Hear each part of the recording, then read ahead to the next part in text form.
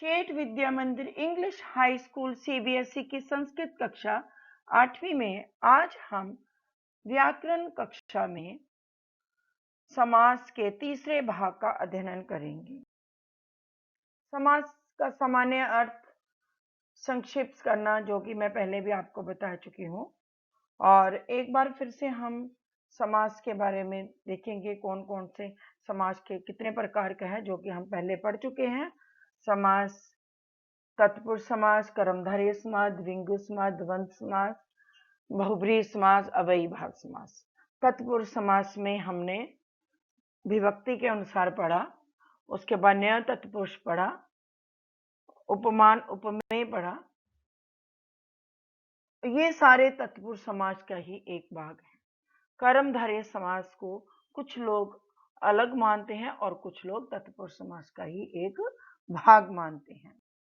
आज हम करेंगे अव्ययी भाव समास।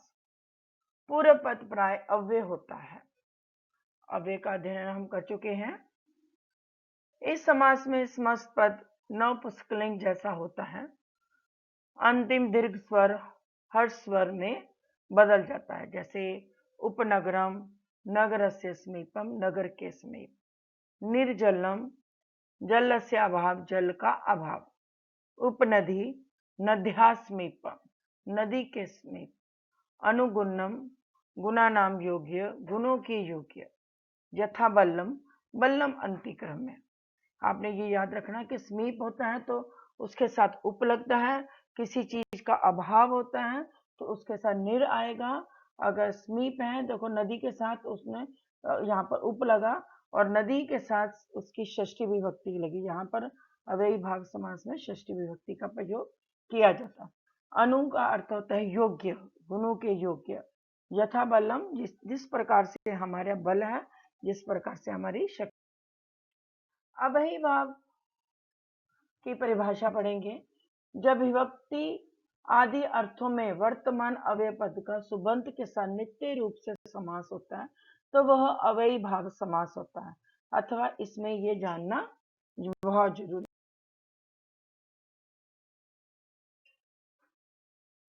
इस समास का प्रथम शब्द अव्यय और द्वितीय संज्ञा शब्द होता है।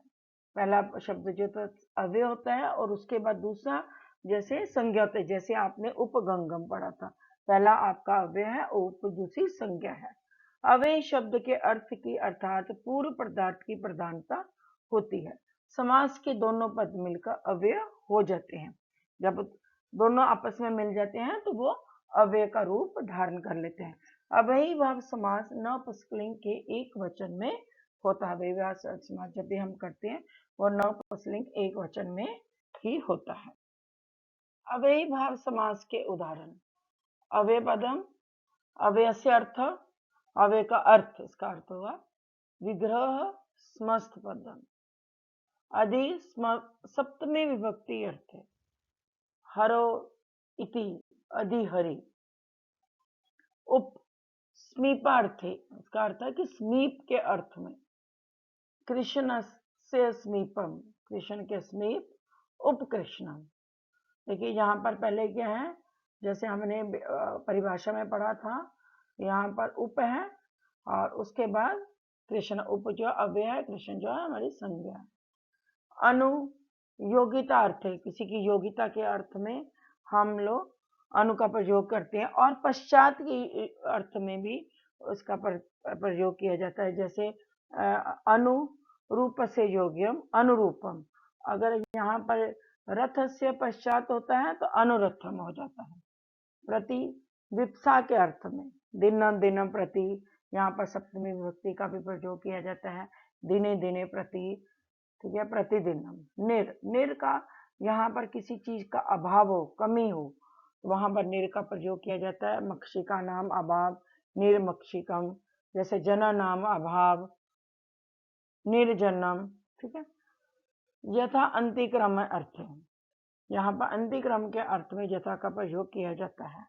शक्ति अंतिक्रम है, शक्ति अंतिक्रम का अर्थ हुआ कि जैसे आपकी शक्ति के अनुसार, यथाशक्ति, जैसे हम बोलते हैं अपनी शक्ति अनुसार कार्य कीजिए, तो यथाशक्ति, शक्ति अंतिक्रम है। आज की व्याकरण कक्षा में समास के तीसरे भाग का अध्ययन किया। अगली कक्षा में हम समास के चौथे भाग का अध्ययन करेंगे।